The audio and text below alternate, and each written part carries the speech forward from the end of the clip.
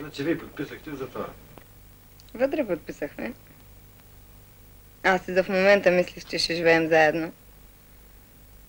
И той... Викаме, аз скоро ще изляза, ще ме пуснат.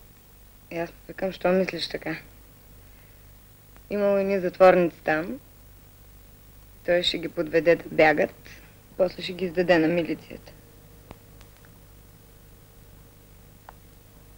Аз в това време погледнах много честно на нещата и му викам. Виж какво.